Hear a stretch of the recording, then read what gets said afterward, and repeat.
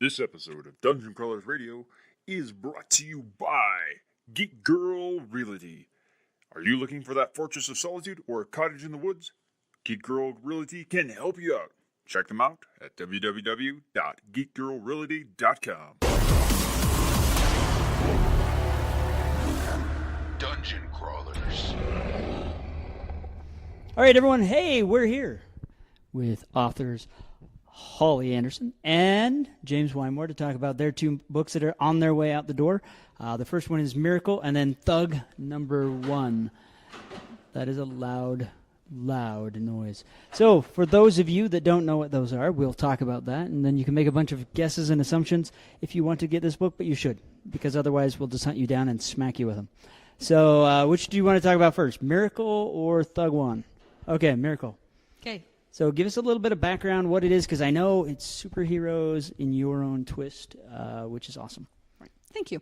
Myrikal is the only superhero in the book, and she lives in a dystopian world that was, the world Earth was destroyed by some massive earthquakes, along with, after the earthquakes, there came a viral pandemic, I guess, epidemic, killed even more people. So, and Myrikal grew up in that world. What else do you want to know? I mean, that just sucks right there. So I know, first there right? was a bunch of massive earthquakes. Everyone died from it. Then this plague comes through, wipes out Right? everyone else after that. Do we get locusts? A plague of locusts? Do we get frogs jumping out? No locusts or frogs, just destroyed cities. Myrikal actually doesn't come in until part 2 of the book. Mm-hmm. Part 1 is quite short, though, and it shows us how she came to be. Shows us her parents, basically, who are really, really horrible people. Which you have to be a superhero. Right? I mean, you have to have some horrible, tragic story. That just seems to be the trend of being a superhero. Unless you're Superman and Man of Steel, and then your dad just holds his hand forward because the salary run out. Sorry, that's just my Kevin Costner pun. No, I mean, it's a great, fantastic idea. It's really interesting how people have taken superheroes now and kind of put their own twist to them. And I mean, DC Comics and Marvel Comics, those superheroes are great, but they're just kind of weird. Jumped into, hit by lightning, and there just happen to be chemicals around, or got bit by a radioactive spider. I know everyone's going to hate me for that one because I love Spider-Man, but it's like, really? So things that happen that seem realistic and why we have a superhero are really cool. Okay. Do you want to hear her origin story? Yes, let's hear Okay. her origin story, because we have different. to have the origin story. Right. And I don't think there's another origin story quite like this, right, James? You think? So the origin story is this. Her parents are in this post-apocalyptic world. They lived through the earthquakes. They lived through the pandemic.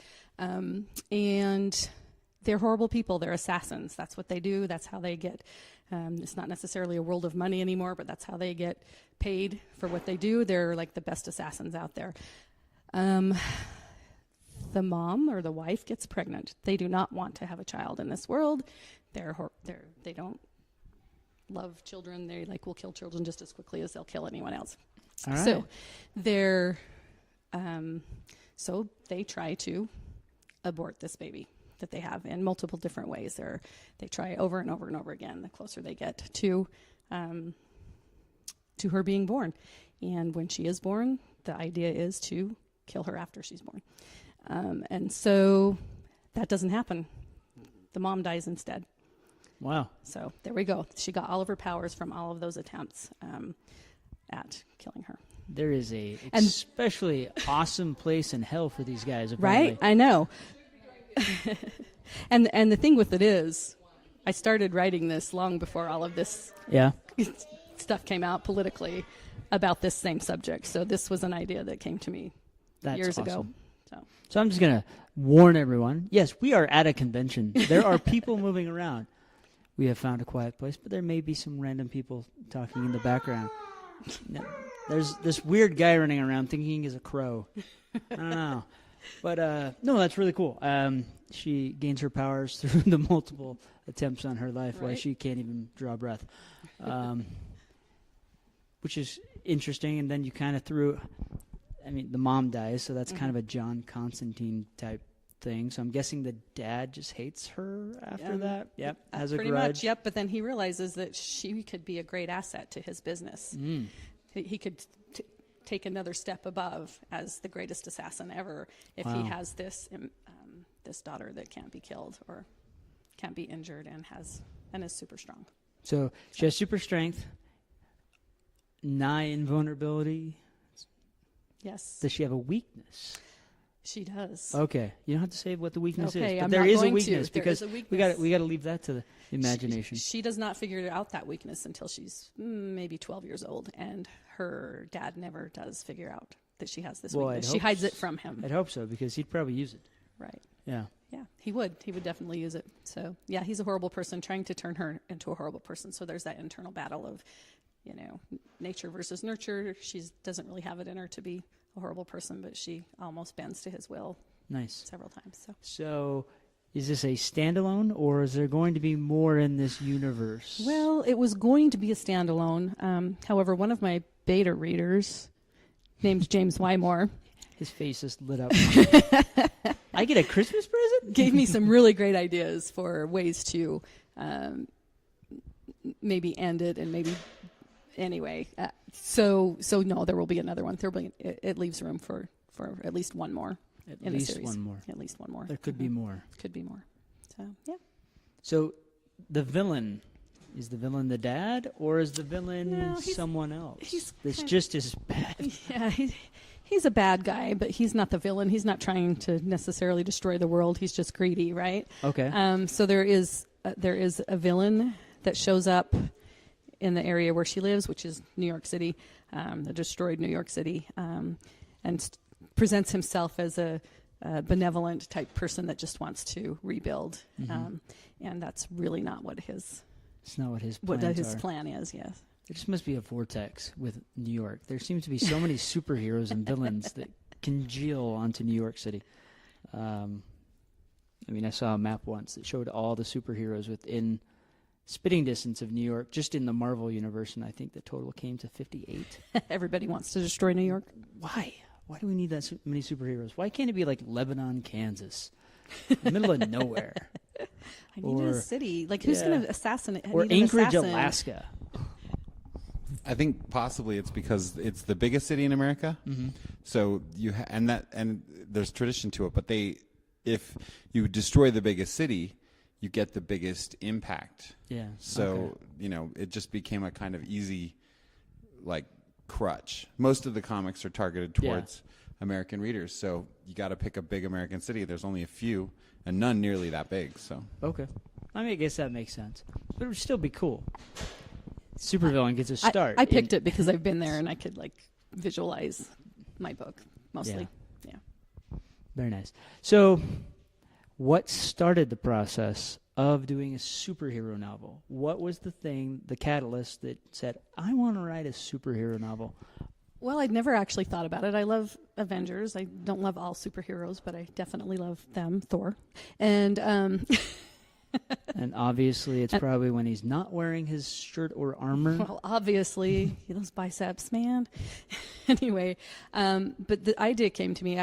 Obviously I'm a writer, so ideas come to me in all different ways. This idea came to me through a video I was watching on Facebook, and it was a young woman that was testifying before Congress on abortion issues, I imagine. She was an abortion survivor, meaning that her mom had tried to abort her about 2 months before she was supposed to be born. They used saline solution to try to abort her, but she did not die when she was born. She had chemical burns all over her body. They kind of just left her for dead, but one of the nurses is like, no, she's still breathing. Anyway, and she grew up to be this amazing woman who speaks all over the world. I've seen that. She has cerebral palsy. She's I don't know, goes all over and speaks to the world. But that's where I came up with the idea. Not that I was taking one side or the other in this conflict. Just that what if that saline burn would have made her skin impenetrable? Yeah, that's where the idea came from, and that's where it started. Nice. No, that's a really cool place to start from, and it's interesting where small ideas can blossom into an entire story. Right. So, All right, so we have Miracle. We have the mom that's died, the horrible dad, the villain that comes in saying, "Hey, look, I'm a really nice guy, but secretly I'm going to kill you all or something." Possible sequel, maybe more. Book is available when? It actually came out this past Tuesday on the 12th. So there you go. You it's guys out. don't even have It's to ready. wait. You can get it now. Yep. That means even more we can smack you over the head to buy it. So, okay. Now, James read it. He loved it. He gave you ideas. When, it's post-apocalyptic, so we're probably not going to see robots. Maybe not. Okay. No robots. No robots. Mutant monsters.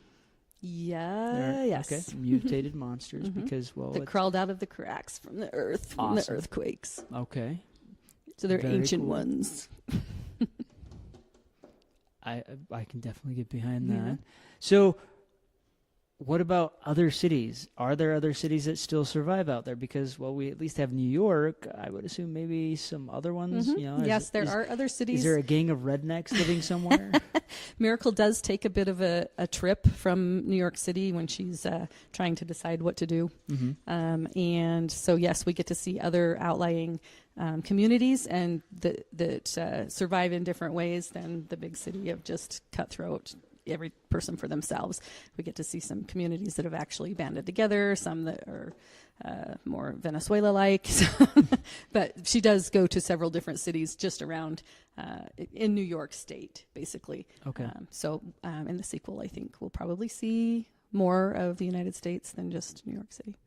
There's no great transportation, so how do they get around then? Because there's no great... mostly you stay where you are. Okay. Other than her, I mean, if you want to go anywhere, you're on foot. So.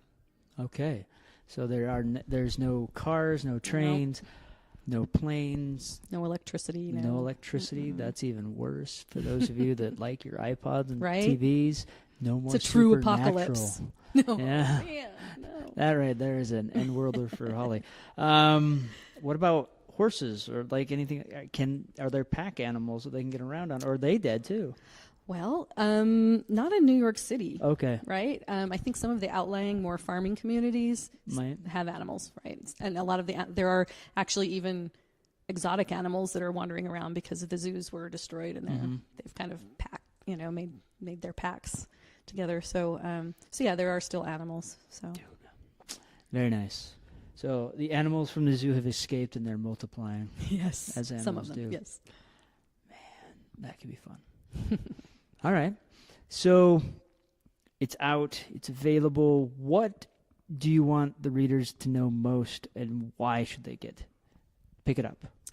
I just think Miracle, just her growth and the way that she finally escapes from the things her dad has always taught her and tried to brainwash her with, is just through a simple friendship with one boy that she meets. And he shows her that there is still kindness and there is still love in this world and there are still people worth fighting for, just through that friendship, her only friendship, her first friendship. And I think that's really special, and that's my favorite part of the book, and that was my favorite part to write. All right. So it's a girl and her boy. Girl and her friend, her guy friend. Man. There's no romance there. Good. It's just they're Good. friends. Good. Yeah, that's what my daughter keeps saying about the boy she likes. Anyways, no, that's great. I like that tie-in where you have someone that's just saying, "Look, there's real people. They're nice. You don't have to go around killing people and twisting their heads off." Right. That would be a really weird experience growing up in a family of all assassins. I mean, I can't even comprehend how that would be. Just like your vision of how the world works would be vastly so twisted, warped right? from what so twisted. I know. Yeah. Yes, it is twisted, and there are some twisted moments. It's like, see that guy? Shoot him. She does not take any lives, by the way. That's even better. So, that's cool. Yeah. YA or not YA? It is YA, yes. Okay, all right. So there is a limit to the blood and debauchery that happens. Yes. Which is a good thing. How many pages, roughly? That is a good question. 300? 300-ish. Yeah. 300-ish, so a good-sized book. All right. So check out the book. It's available. pick it up. It's an awesome superhero story about a girl that gets superpowers from her parents' Trying to horribleness. kill her. Yes. And then, check it out. It's probably your cup of tea. Definitely, I know several people that like it. So let's talk about Thug 1. Because another superhero book, Yes. but in a much different fashion. Yeah, in Thug number 1, we have the main character is C.J. Cruz, and he is he's about 38, and he's made a career, or a job, I guess, out of working for supervillains.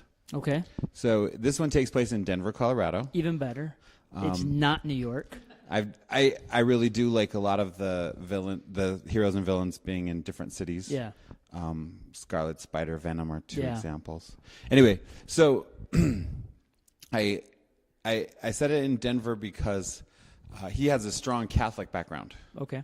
and Denver is a very strong Catholic Catholic city, yeah. and he basically hires out to supervillains as the battle for the city goes back and forth between heroes and villains. Mm-hmm. And there's a kind of a stable equilibrium. A new villain rises up, takes over the city, a new hero shows up, takes it back. And so there's this kind of back and forth interplay, which is a little bit of like making fun of a cliche Yeah. from the superhero tropes, which this book sort of does. So it just pokes the fun out of it. Yeah, it has illustrations, which are actually pretty great. Yeah. John Christian Perkins. But also I have all the sound effects are in little bubbles. Yep, I saw that. The And, kapows, the bams, and yeah. everything like that. Yeah, and it's made to be a lighthearted little thing. I think people have seen enough superhero stuff now that they're ready for a fresh feel. It's not silly though. Mm-hmm. You know, the bubbles are a little bit ironic, but also fun. Anyway, so he's working for these guys when he can. And he has a kind of a special code of ethics that he's developed where he considers himself to be like a subcontractor. They hire him, he works hourly, it's not his business what they do.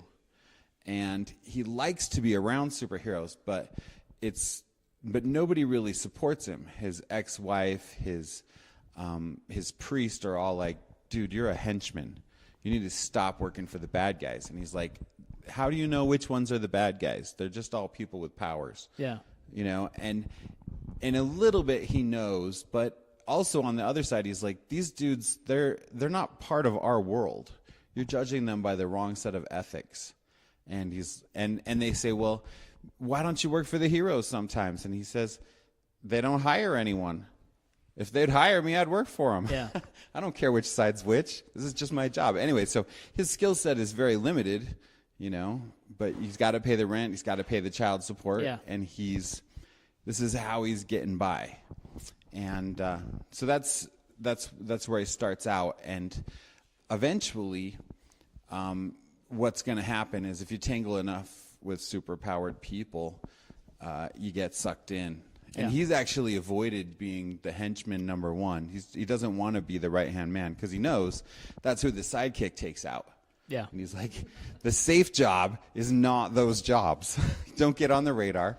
Play the game until your boss falls, and then you hike it and find someone else. Yeah. Be henchman 47 that comes to work in a blue shirt, not a red one. Right. Yeah.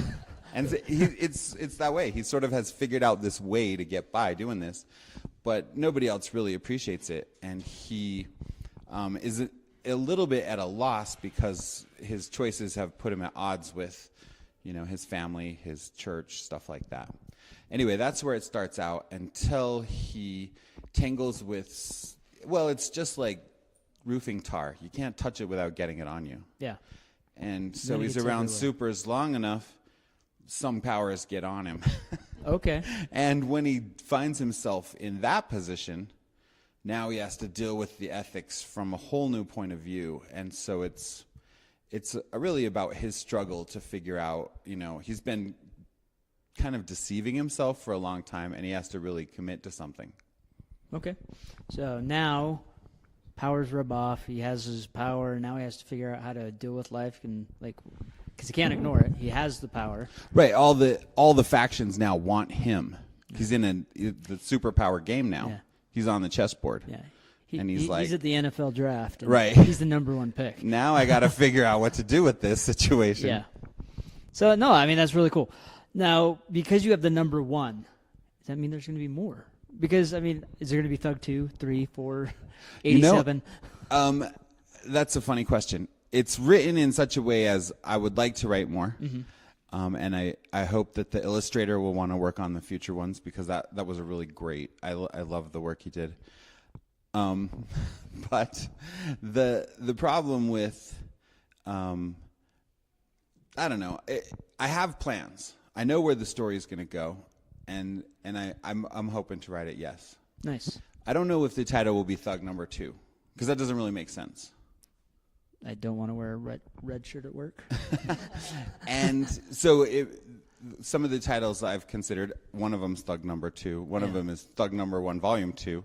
One of them is Public Enemy number 1. Ooh, that would be nice. Or Sidekick number 1. Or, like there's, there's Play a with lot number 1, but still have a be a sequel, yeah. No, that works. The cover's a little bit comic bookish, so we play with that. Yeah, no, I know. That was one of the first things I noticed is it looked very comic book. And I'm like, is this a comic book or a graphic novel? And then you get in there, no, it's a novel. Yeah, it looks like it just has that comic book cover look. So it was really cool to see that. DJ Butler said it's 75% novel, 25% graphic novel. Yeah, okay. Very nice. Yeah, I mean, just flipping through, looking at that, there's really cool illustrations. I do like how there's the Batman-like sound effects, like pow, kapam, stuff like that. That was a fantastic idea to throw in there. So, the villain. Let's talk about the villain, because he's working for the villain. Which one? Throughout the book, we have multiple villains, but is there one that's just really the big bad villain? The climax villain is called Technomonger. Okay. And he is, or Techmonger. Anyway, he gets his powers about the same time as CJ. Okay. But he has a plan, and he's not conflicted ethically. He knows exactly what he's going to do. And so CJ kind of gets roped into his stuff. Mm-hmm. And so that's, without going too far with it, that's when some big outside heroes get called in. Because once you're a big enough villain, you rank next level. Yeah. You don't have to deal with the hero on the block. You then have everyone coming in. So as it builds up, it gets to the point where, it starts to get serious. Yeah. You can't just do that stuff without calling in some... Yeah, you're no longer fighting Tony Stark. It's now the rest of the Avengers coming in. Right. Yeah. No, I mean, that's cool. So with CJ's progression and everything and the moral conflicts that he's having to deal with because he wants to be a loner, no one pay attention to me, now getting thrust into the limelight, how do you deal with those components of like his life where it's falling apart? Because before it was just a job, now it's causing conflict with his church, with his ex-wife, and things like that. I mean, how does that play into it? Well, for example, his priest... So one of the things that I really liked when the new Catholic Pope came out was he excommunicated the mob. The entire Italian mafia had never been excommunicated before. And he came out and said, if you're in the mafia, you are excommunicated. And when he did that, and part of it is because he's actually from South America. Okay. He wasn't from Europe. He wasn't part of that culture. And he's just like, nah, that's not okay. And I was so impressed by that. So later when I was writing this book, I had the same kind of situation happen where the Pope comes out and says all supervillains are excommunicated. Okay. And CJ's priest is like, dude, you got to stop working for those guys or I have to chop you off. I mean, you're going to lose your religion, your faith.